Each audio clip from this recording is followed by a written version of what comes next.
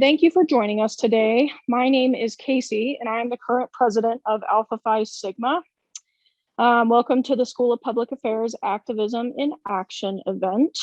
We are very, very excited to have Jen Marlowe here today as a guest speaker for our Activism in Action event.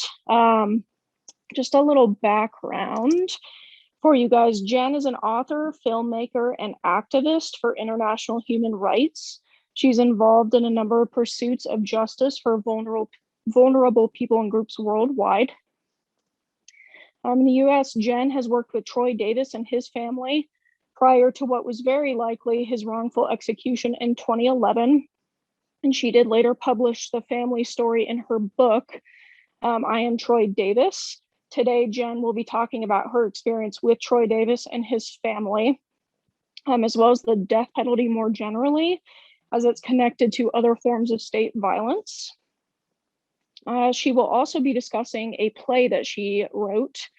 It's called There Is a Field, and it is about Asil Asleh, a 17-year-old Palestinian citizen who is from Israel. He was killed by police. Similar to Troy Davis's story, his story provides a personal lens through which larger structural problems are illuminated. For example, this is going to be, in this case, how inequality is at the root of state violence and how the court systems uphold structures of oppression. So Jen's work is very, very inspiring, and we're very excited to have her join us today. So without further ado, I'm going to hand it over to her to go ahead and start. So welcome, Jen. Thank you so much, Casey. It's great to be here. It's great to somewhat meet all of you in the limited ways that these virtual events enable that.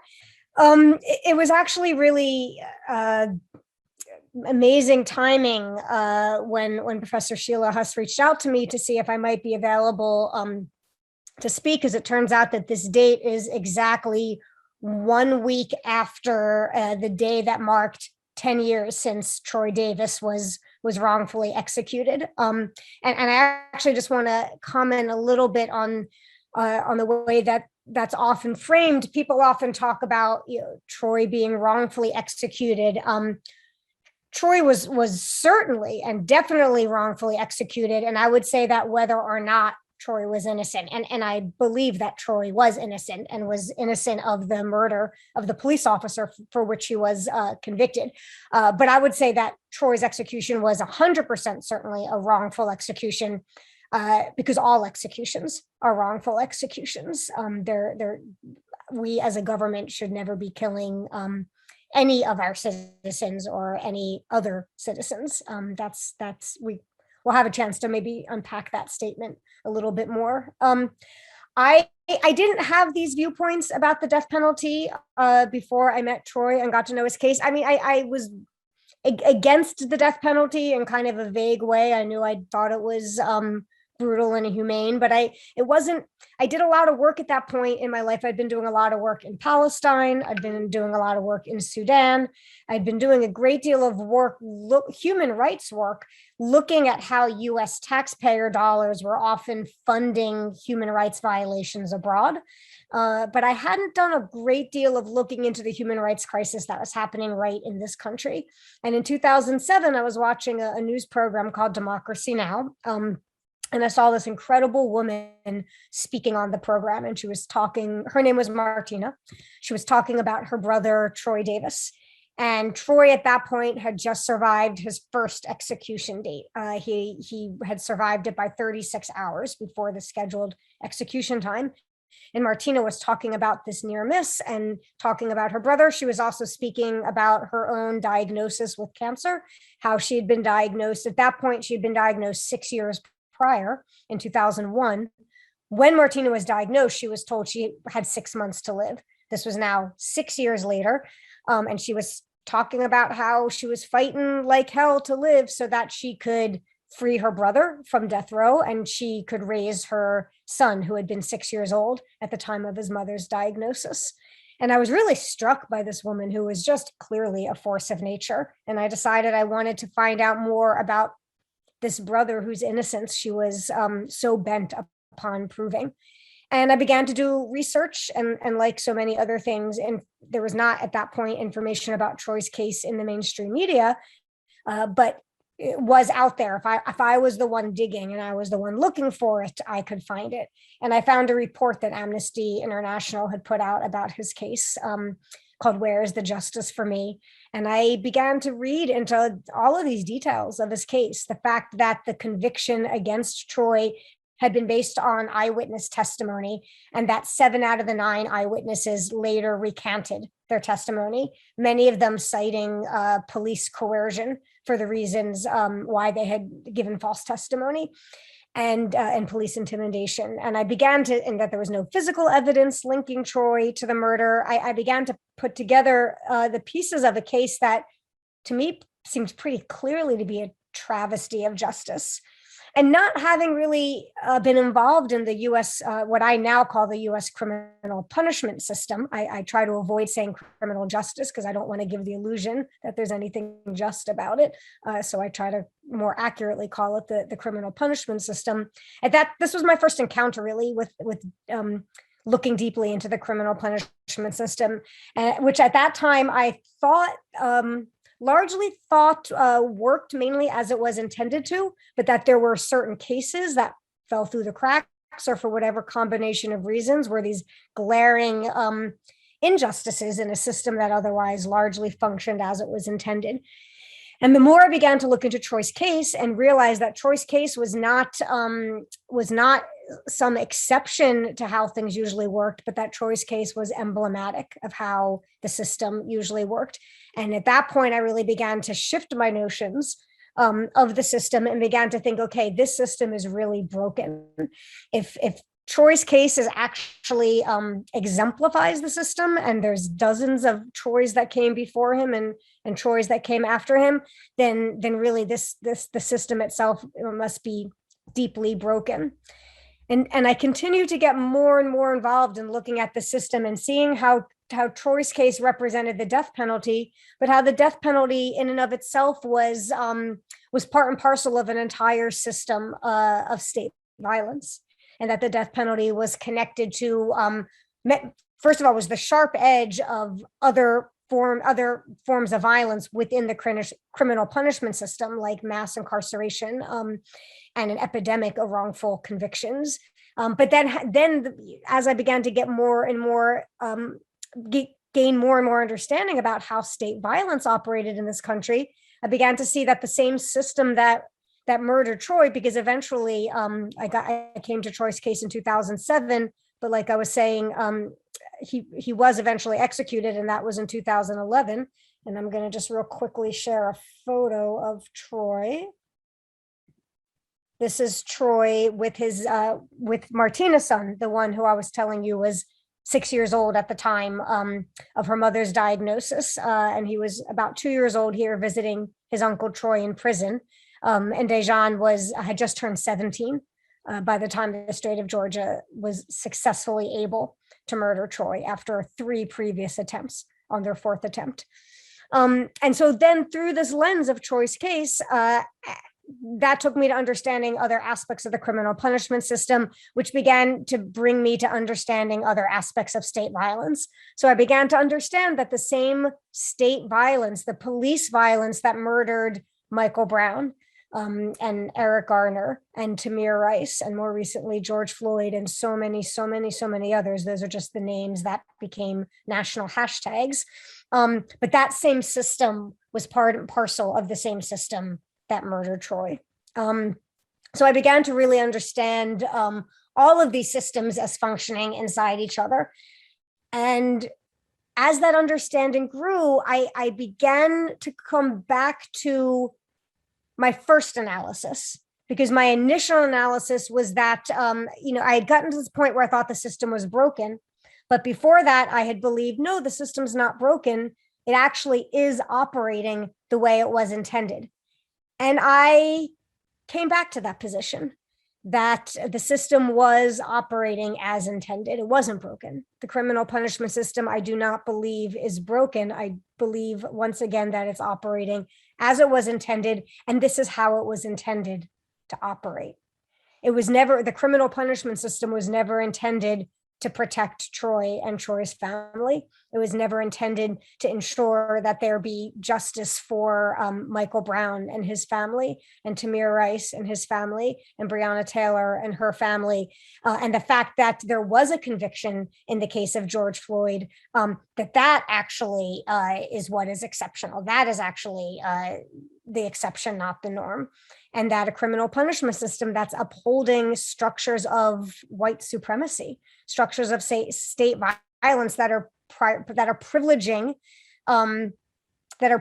certain humans at the expense of other humans, and at the expense of groups that are deemed disposable and marginalized. That is actually how the system was intended to function. So it's not broken, which is why I'm an abolitionist, and why I believe that the system in and of itself needs to be dismantled, and we need to use all of our imagination and all of our creativity and all of our love to be able to imagine systems and bring systems into place that can replace the existing ones, which are fundamentally causing damage and violence.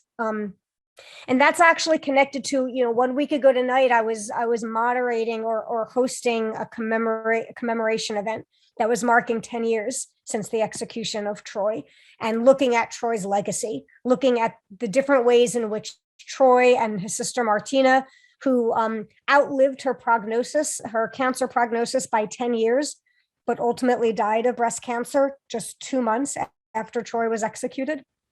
And Troy and Martina had left this phenomenal legacy behind them because of the movement that they built.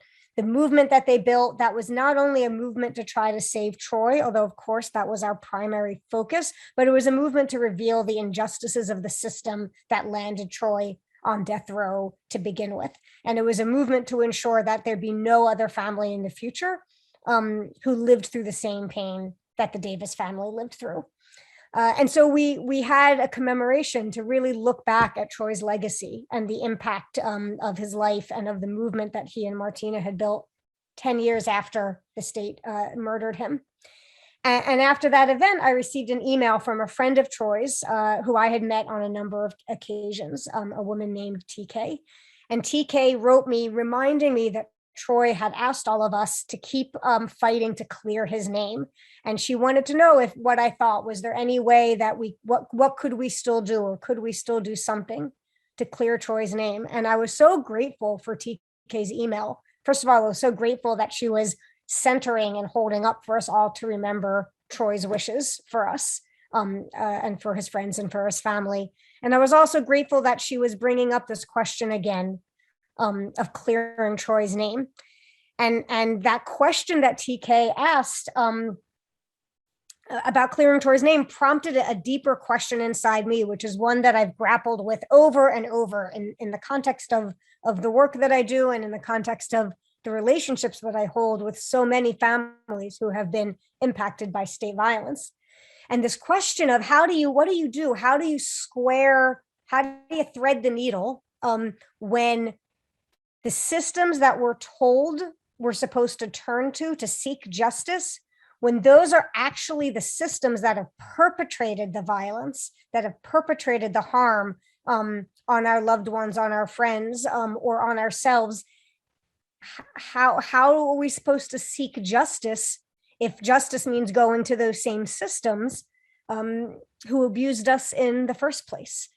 And I'm not saying that that there shouldn't be efforts to seek justice through those systems, at least seek justice, right? Justice as we're told it looks like, as we're told what justice should be. I think there can be reasons why that's meaningful. But essentially, we're not going to, I don't think we're ever going to get, we're not going to ever get what we need and what we're looking for from the same systems that have created and perpetrated the harm to begin with. And having partnered with a lot of families who have been directly impacted, I think, and I don't want to speak for anyone, and certainly not for impacted families, but one of the things I've observed that people, when you ask people what they mean by justice, or what it is that they're really looking for, and what would help folks in their own process of healing, often what I've heard is it boils down to two things, among many other things, but there's two maybe common denominators. One is wanting accountability, that those who perpetrated the harm are held accountable, and that can look so many different ways, but the idea of accountability. And the other is the idea of truth telling, that the truth of what happened to their loved one, how their loved one was killed, is recognized, is heard, and is honored. And the truth telling of the family's struggle and the family's pain, that is held, honored, and recognized, because so often, especially in cases of state violence and state murder, the state often gets to control the narrative. And often that narrative does not include the impact to the family and the family's truth, and the person who experienced the violence, their truth, and their true narrative. And so that became something I thought really deeply about in my own work. How could I, in my work, satisfy that need of what the need for justice is, satisfy the need for truth telling, and how might that be a part of some kind of accountability? And I see that as being one of the things that underlines most of the work that I do, particularly when I'm partnering with impacted families. Another example that I want to offer, I'm going to share my screen again, and Casey mentioned this also in the introduction. So let me bring up this photo. This is my friend Asil Asli when he was a toddler, I guess about the age of 2 or 3 in this photo, building with Legos. And I love this photo of Asil because Asil was a dreamer and like imagined visions. When I knew him as a teenager, he was constantly building visions in his mind of a world that could be. And I feel like I see him here as a toddler building visions in his mind out of Legos, different kinds of visions. This is closer to how Asil looked when I first met him. He was 16 years old when I met him. And Asil was a Palestinian citizen of Israel.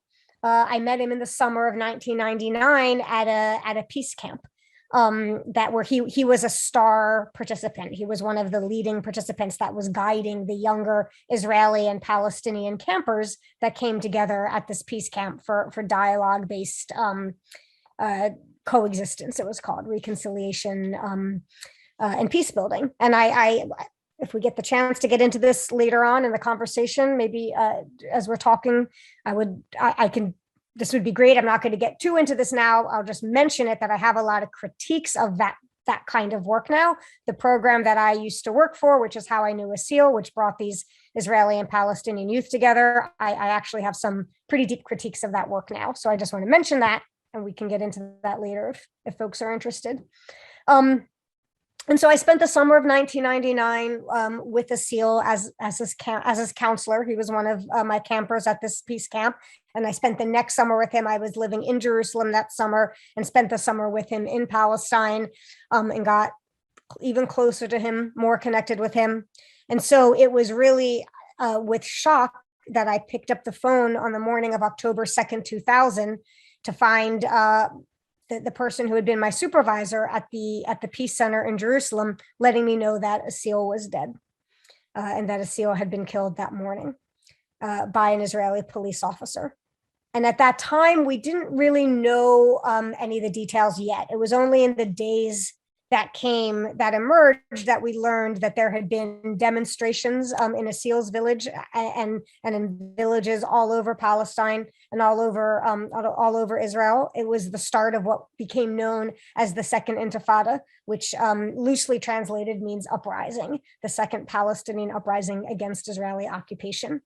And Asil had gone to observe the demonstration that was right outside of his village, which was a village in the north of Israel, Kadarabe. And he was standing kind of to the side of the demonstrators, watching. And for reasons that no one has ever offered, 3 police officers began to run into the crowd and chase Asil. They sort of targeted him from a distance and chase him. Asil turned and started to flee towards a nearby olive grove with the police officers pursuing him.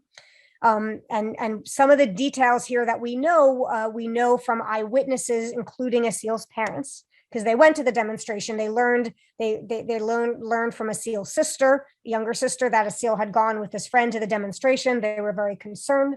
And they went to the demonstration to try to bring him home. He wasn't answering his cell phone, so they climbed to the top of a small hill. And a SEAL almost always wore this green T-shirt from this peace organization that he was a leading member of, so they could spot him easily in the crowd because he was wearing this green T-shirt from this peace organization.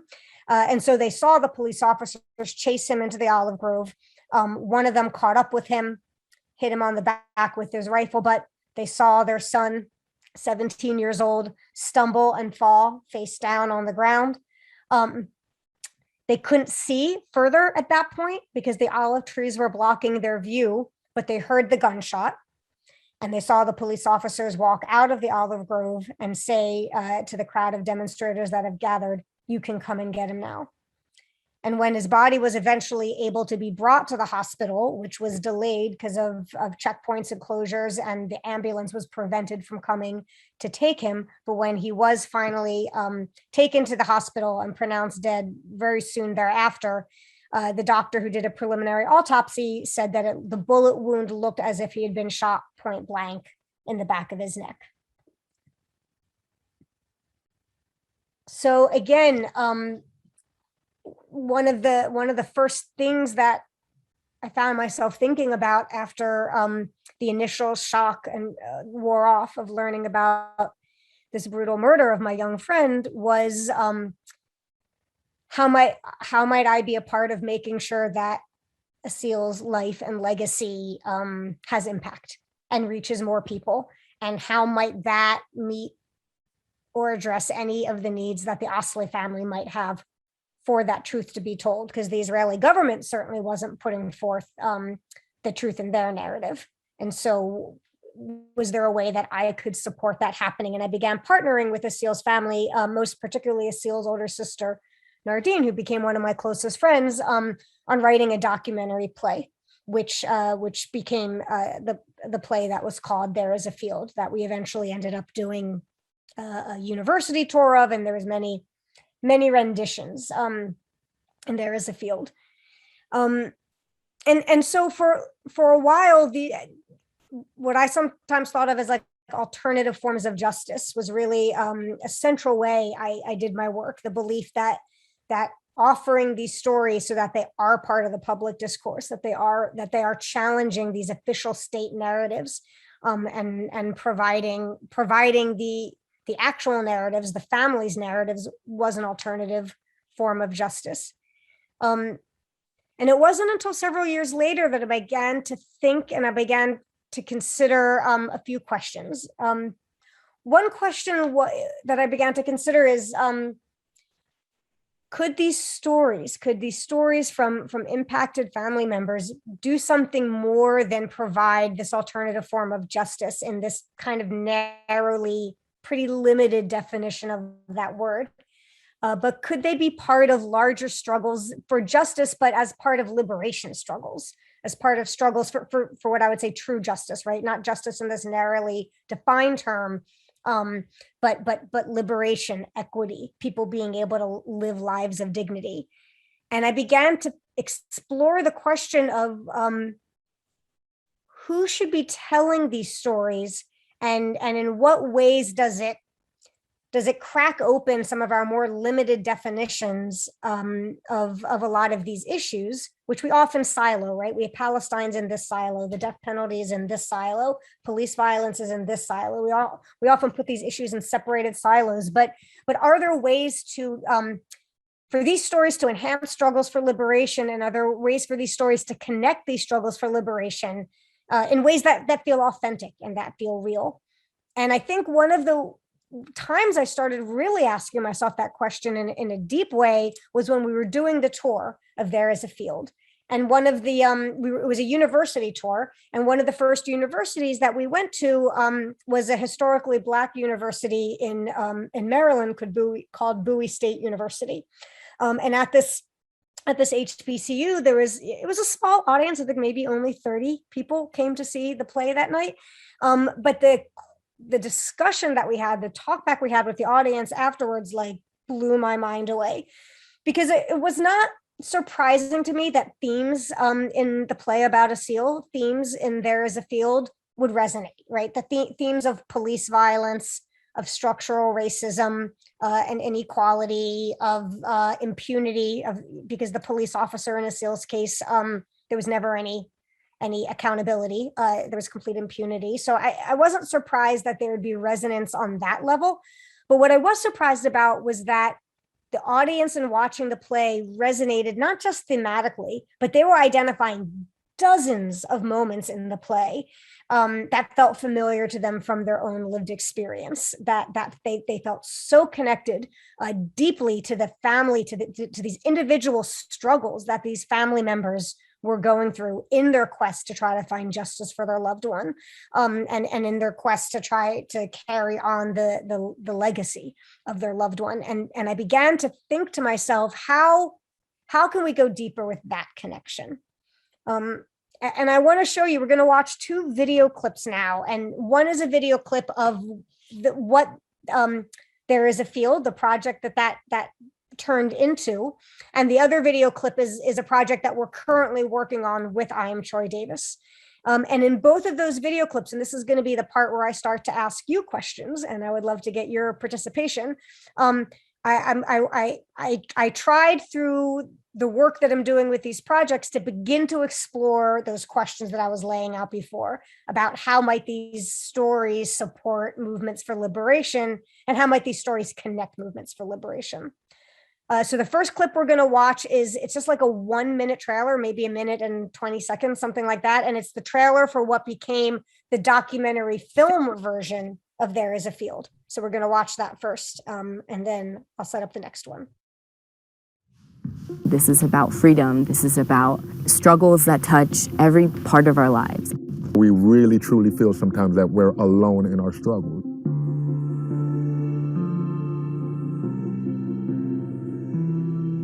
And then you read this play about a 17-year-old kid halfway across the world that's gone through the exact same thing, a family that's gone through the exact same thing that Trayvon Martin's family is going through, that Michael Brown's family is going through.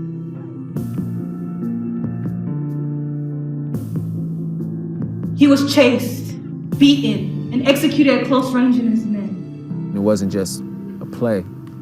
It was more about telling a story about what happens when power is being abused and when voices aren't being heard.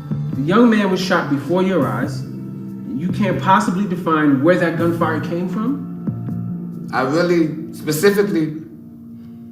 don't know. There is something really powerful about being able to share our stories and look at someone in the eye and know that they know where that pain comes from. You are the roots of this land. You are the trees, the stones, the soil. I don't think we're gonna win alone. And I think it's really important to know who's in struggle with you.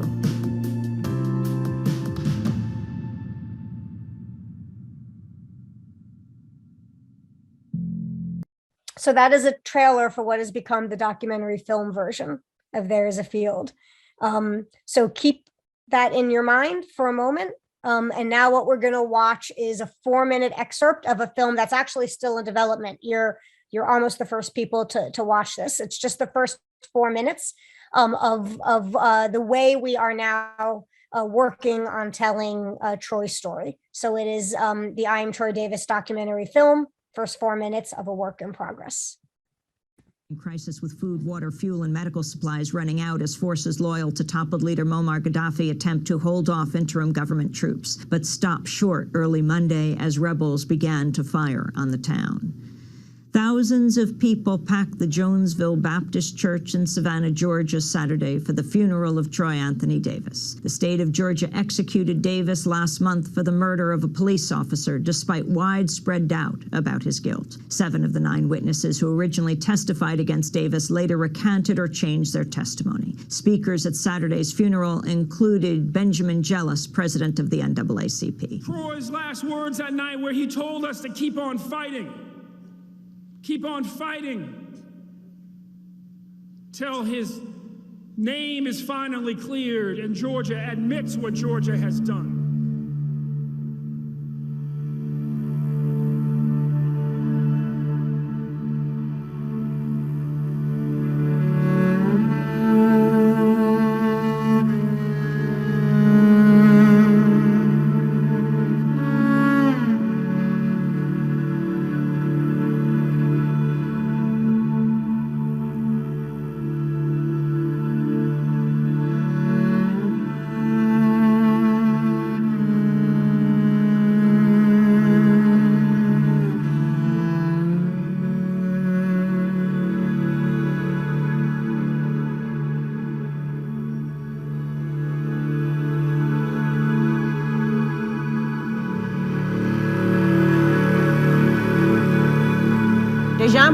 Martina into the main hall where hundreds of supporters and journalists are gathered. Benjamin hands her the microphone. The mic exchanges feedback as the room quiets. Troy said that this fight did not begin with him, and this movement should not end with him. Because if we can amass millions of people to stand up and say, we will not stand for this, then we can end the death penalty. Now, I've been battling cancer for 10 years, but the effects of chemo have taken their toll. Several months ago, I was doing fine. And after that, I couldn't get up out of this chair. But I'm here to tell you. I'm here to tell you that I'm going to stand here for my brother today. Mama. Martina slowly, unsteadily rises from her chair. Dejan and Lester try to help. She darts them a piercing stare. They stand back. No matter what happens tonight, my brother lives because I am. I am. Troy Davis. You are. Troy Davis. We are. Troy Davis.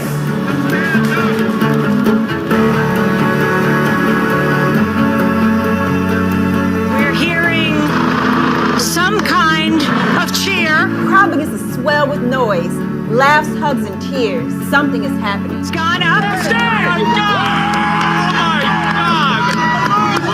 Martina catches the legal assistant handing Benjamin Jealous a piece of paper in the midst of his Democracy Now! Interview. There are rumors of a stake. The crowd is in a frenzy. I just received from the lawyers, and I want to be clear. He says that Troy has not been executed yet, but that there is also not confirmation of a stay. This is not a stay. The U.S. Supreme Court has asked for a temporary delay as they review the case. And so we are waiting. Again, we don't know whether we're here for a miracle or a funeral. But for the moment, Troy is with us. We are in a holding pattern.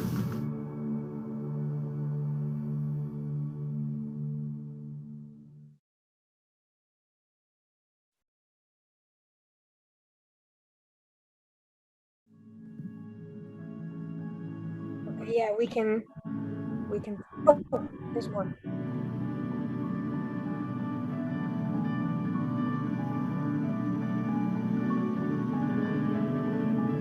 I go. Amen. I go. Amen. Thank you, family, and welcome, welcome, welcome. My name is Sherelle. I'm in this space because I think the death penalty is the sharpest edge of the prison industrial complex. Troy Davis was also the case that radicalized me when I was in college. He's the reason why I do movement work today. You gotta retire.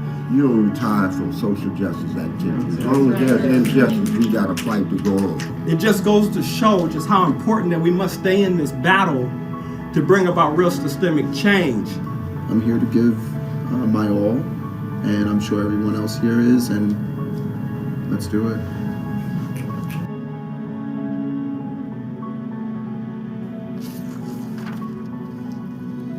I Am Troy Davis by Philip Montgomery, based on the book by Jen Marlowe and Martina Davis Correa and Troy Anthony Davis.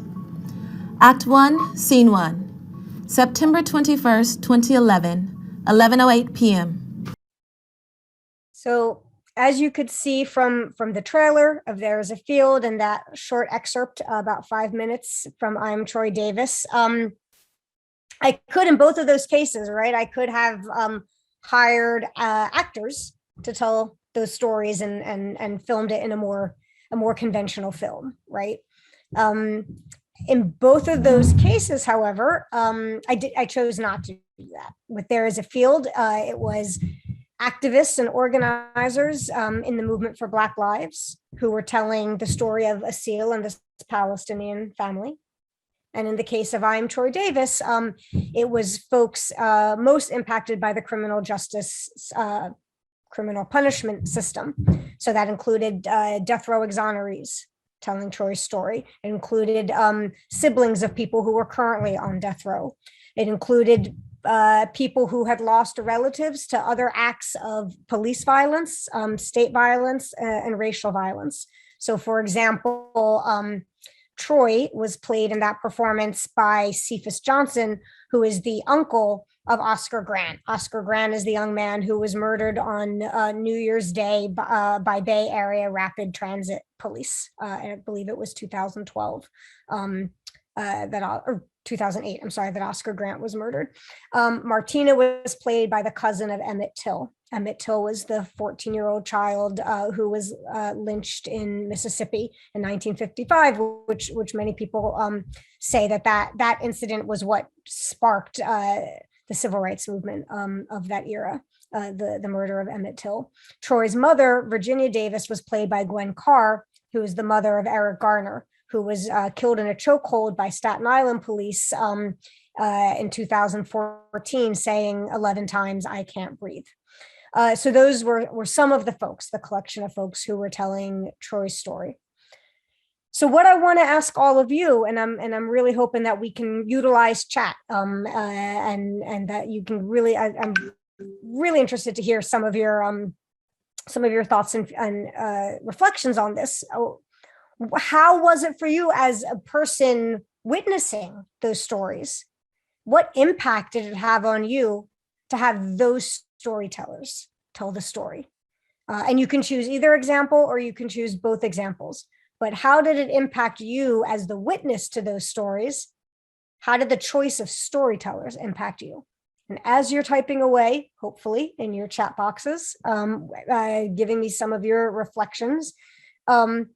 Oh, great, thanks. I'm seeing a lot of responses now. So Casey wrote, I think that having someone who's experienced the same thing or something similar tell these stories will give a real emotional perspective to what this experience might have been like in reality. Vicky, thank you, was saying, Vicky said that Vicky felt a connection to them and doesn't even know them. Heidi saying it certainly makes it much more impactful knowing that it was the family members telling the story. Julie said, in the case of a SEAL, the storytellers helped me relate the stories here in America as compared to his story in Palestine. Gave it an interesting and powerful connection. From Courtney and from Elisa. Thank you for all these amazing reflections. A lot more meaningful that these actors have actually been impacted in a way that Troy Davis was. It tells a stronger story that these actors can actually relate to. Nicole said it made the stories feel more powerful. I think it's really impactful to have survivors share their stories. Ruth said it was easy to sense the emotion of the events they were describing. They were empathetic, meaning at least Troy's family. And Olivia was saying that it really brings authenticity to the piece. It gives the story meaning as it allows you to connect with these individuals and truly care about his injustice. Thank you so much for all those reflections. And Tony wrote much more appropriate and meaningful, and it emphasizes my point.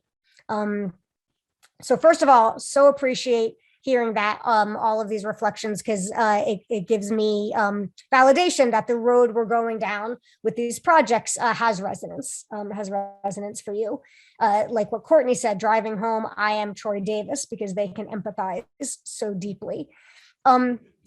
In some ways, I did something a little bit different with each of those projects, right? And it's not exactly the same. In the case of I'm Troy Davis, it was a group of folks who had also been impacted by the criminal punishment system and by other forms of state violence, who could better tell Troy's story and Troy's family story than those that had lived the same pain, and they were the ones telling it, and the power of that, based on your comments, really comes through.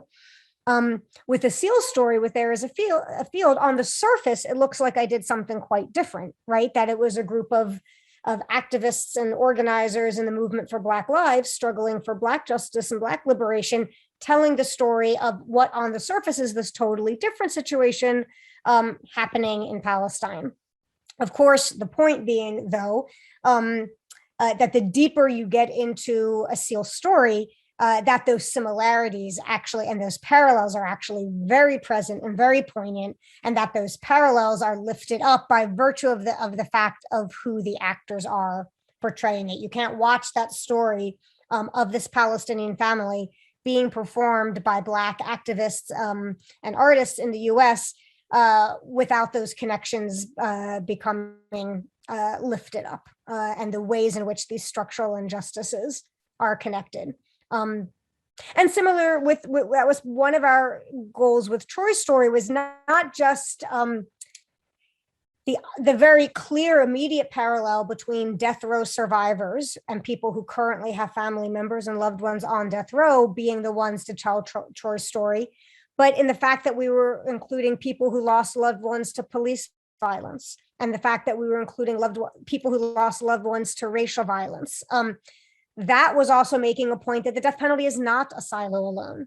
There's a lot of people who would consider themselves against the death penalty, and they look at the death penalty as this egregious human rights violation, which I do too, but they look at it as a very isolated, egregious human rights violation. And that, if the death penalty were to be abolished, that's it. We could pack up our bags, job done, go home, that it's just the death penalty. Whereas I see the death penalty as being an extremely egregious violation, but it's the sharp edge of an entire system of state violence. And so I don't think that's widely acknowledged in the US, that the same system that murdered Eric Gardner and Breonna Taylor is the same system that murdered Seal, and that is caging the loved ones of other family members who have family members on death row.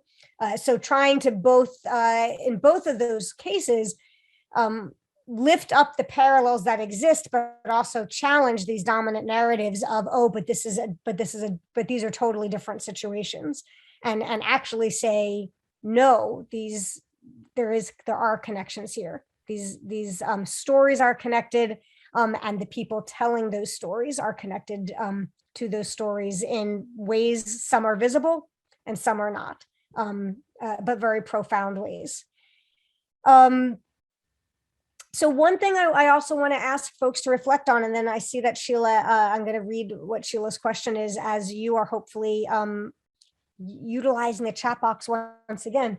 I asked earlier whether telling stories, telling these kinds of stories can be part of struggles for liberation. And if so, if these stories can actually also serve to connect struggles for liberation. And so I would love to get your reflections on that. I'd love to get your reflections on whether storytelling of this kind can be a part of struggles for liberation. Oh, thank you. So from Courtney, that stories humanize struggles. So it takes these struggles and brings them out of the realm of ideology, perhaps, and puts bones and blood and flesh and hair and fingernails, human beings, right? It's human being struggles. Thank you for that, Courtney. While folks are reflecting on that question, I want to address, Sheila asked a lot of really important things raised in Sheila's comment. The question of Troy's innocence, and is there a chance he could be exonerated? And reflected, the underlying that is the issue of how can an execution proceed when there's evidence of innocence. And how could evidence of innocence not, the fact that it's not a basis for the appeal, and that a successful innocence claim, the burden for that is almost impossible to meet. But wouldn't that be the most important factor in stopping an execution? And so I would agree that yes, the possibility of innocence should be the most important factor in stopping an execution. And I would want to reiterate that I think executing innocent people are wrongful executions, but that's also because I think all executions are wrongful executions. In terms of a chance of Troy being exonerated, again, it would be for Troy to be officially exonerated, who would have to do that? The same powers that murdered him. So are the same powers that were not interested in considering his evidence of innocence to begin with, and were just set on plowing, going forward with his execution? Are they going to be interested in considering evidence of his innocence now in order to exonerate him, when it would also have to mean that they murdered someone who was not guilty of the crime he was convicted for? So that's, I guess, what I meant in the beginning when I was saying I'm not sure that that we can expect the perpetrators of violence to be the ones we ask for justice. And that's why I'm not waiting for the state of Georgia to tell the story of Troy's innocence. I'm going to tell the story of Troy's innocence, and that I believe that that there is an exoneration that happens in that. There is a clearing of the name, and it's by centering Troy's family, and it's by centering their story and putting that, elevating that, and amplifying that for everyone who's interested in seeking the truth to be able to experience. And thank you for all these contributions. Ruth wrote, I think every individual story enhances the total narrative and brings it closer to the truth. Truth is a prerequisite for justice to occur. Yes, thank you, Ruth. That's very, I resonate what I was saying earlier, that often I think justice boils down to accountability and truth telling. So it's intimately connected. So it's an intimate part of justice. Joshua wrote, it's foundational to folk stories and passing down of culture and history to tell the stories of struggle and hopefully overcoming that struggle. So absolutely struggle, so it's not just stories of struggle today, right? But that if we're looking at passing down culture and history and generations of oral history, stories of struggle and overcoming struggle have always been at the heart of that. And that's foundational to humankind. Thank you for that, Joshua. Nicole said, telling these stories, connecting struggles. Telling these stories do connect struggles because Aseel and Troy were halfway across the world from each other, yet faced similar state-sanctioned violence. Thank you. And Nicole, I love how you're connecting Aseel's story and Troy's story, not just this who told their stories, but the two of them. Because in my mind, I find so many connections there. Both connections in both how their stories have impacted and inspired me, how they have inspired me, but also the ways in which the violence they faced was similar. And Vicky wrote, telling these stories can lead to struggles for liberation, as many don't believe the graphic and criminal acts. Believing and owning one's actions would be the first step to change. I love how you framed accountability in that, Vicky, that part of telling these stories are opening folks' eyes, right? So that they believe these acts, but that owning one's actions. And when I think about accountability, and I'm a deep believer in restorative justice and in transformative justice, and that is all built on someone owning one's own actions and taking responsibility for the harm that one has caused, and then taking measures to try to address that harm. And so, Vicky, I think without even calling that accountability or restorative justice, I think you were getting at some of the heart of that. Shelley wrote, I think stories continue the road for liberation. I love that. Thank you, Shelley. Media will stop portraying an incident after a while, but stories continue, right? So stories do the deeper work. Media, we have the soundbite, we've got the spotlight, we have the 20-second news clip that goes viral and then's forgotten about, but stories can do that deeper work of fully fleshing out three-dimensional human beings, right? Who was this, I'm going back now, right, Courtney, who talked about stories humanizing struggles, and that can only happen in a deeper way. Peyton wrote, similar to Courtney's statement, that it drives home, I am Troy Davis. Sharing these stories of struggle allow a larger population to understand that these tragedies didn't just happen to Troy or Aseel, but rather so many across the world.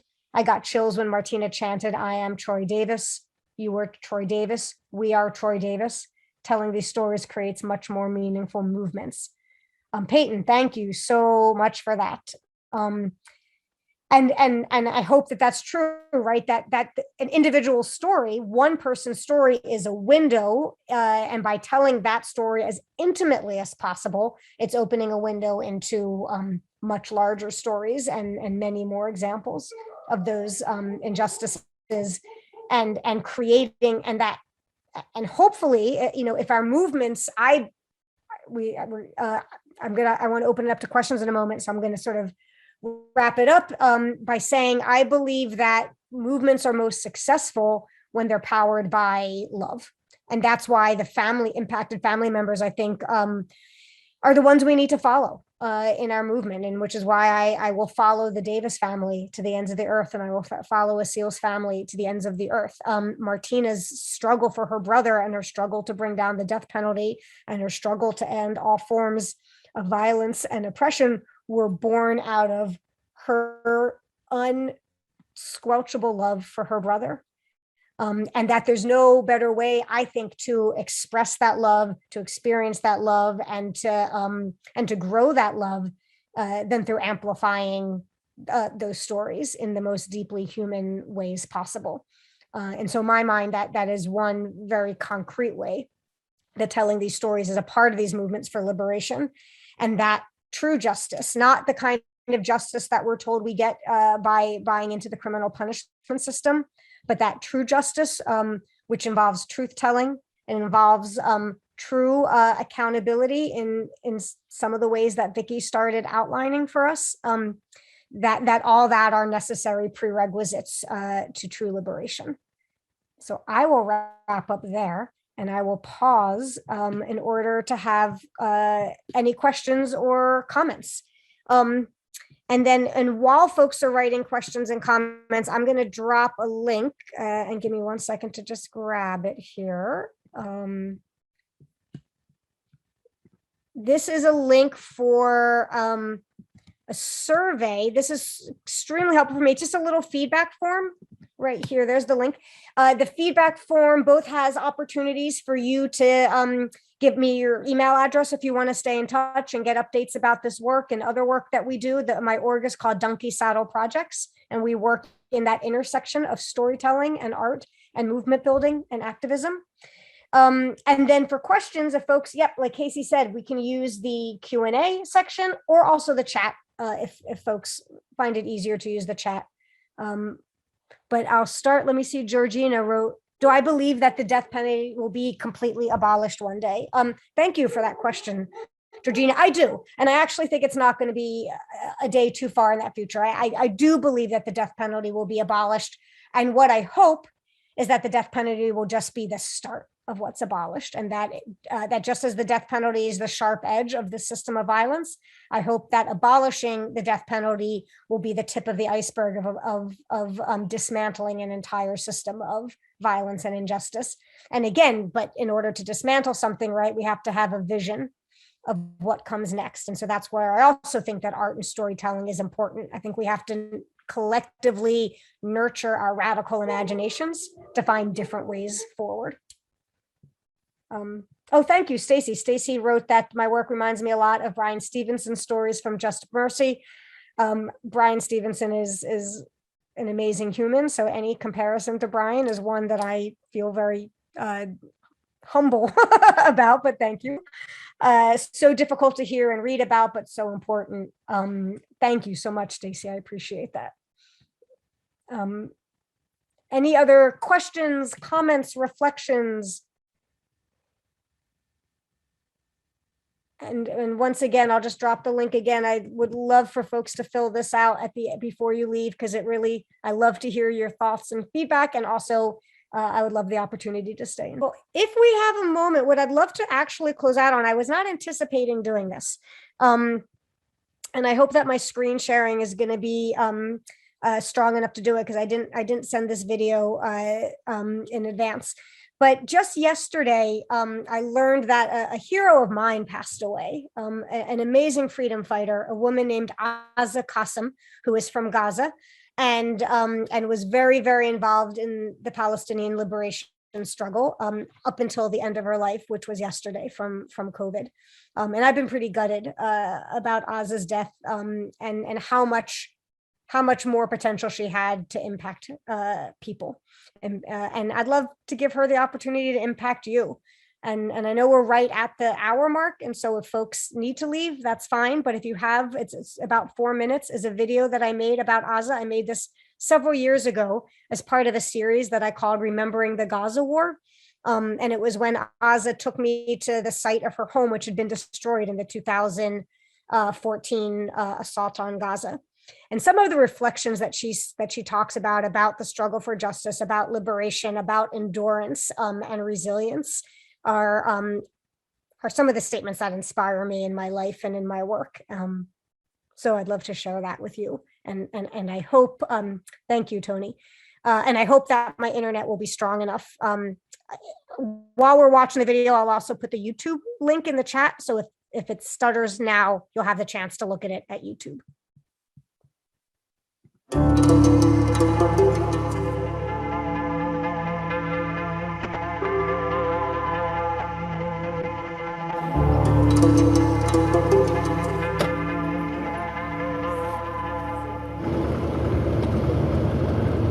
هذا بيتنا. هذا الأبيض؟ هذا اللي كان تحفة. هذا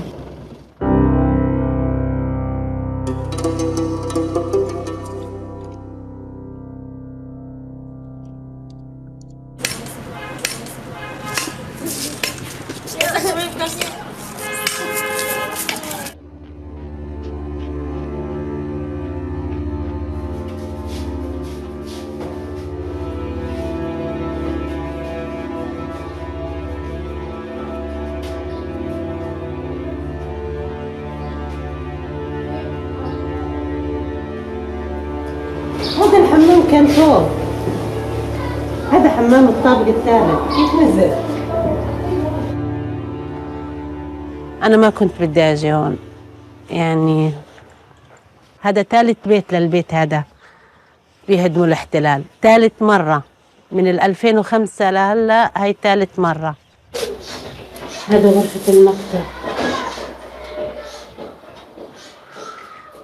أنا كنت خايفة من إنه أجي الأشياء، لأنه أنا باعتقادي إنه لازم أخلي فراغ أو مكان للي جاي عشان ما نقع، عشان نحتمل لازم يضل مكان للي جاي عشان نضلنا ماشيين.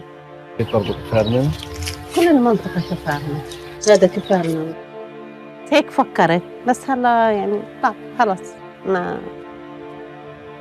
خلص لحظات حزن ألم، بس بتتحول، يعني بتعطي قوة على التحمل، قوة على البقاء.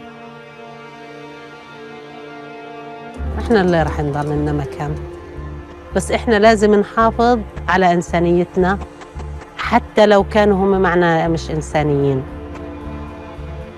وأنا قناعتي إنه هذا بده إرادة منا. إذا ما دمروني من جوا يدمروا كل حاجة. ما أعتقدش حدا بيقدر يدمرني من جوا، فبعتقدش حدا بدمر الناس. ما حدش رح يدمر إنسانية الناس بغزة. أنا دايما بقول اللي بده يتضامن مع حق يتضامن، بس ما بحب شعور حدا يتعاطف معنا، لأنه أنا بحس هذا بقهرني، بقهر حريتي من جوا. ما بحب هيك. برفض أحكي عن غزة بهذه الصيغة، برفض أحكي عن النساء بهذه الصيغة، لأنه صيغة القهر أحس حالي مقهورة، هذا بقهرني. بالآخر أنا من حقي أكون بني آدم، يعني أحكي بحب بقوة. من حقي أحكي عن بيتي بحب بحزن. ما بحب التعاطف. التعاطف هو من قوي لضعيف. إحنا مش ضعاف، إحنا أصحاب حق مش ضعاف. وصاحب الحق مش ضعيف، صاحب الحق عشان يحق الحق هذا بده يكون عنده قوة. رح نضلنا موجودين، وهذا لازم ينتهي. يعني يمكن أكثر وقت حلكة للظلام هو قبل الصبح. رح يجي الصبح، رح يجي. أنا واثقة إنه حيجي.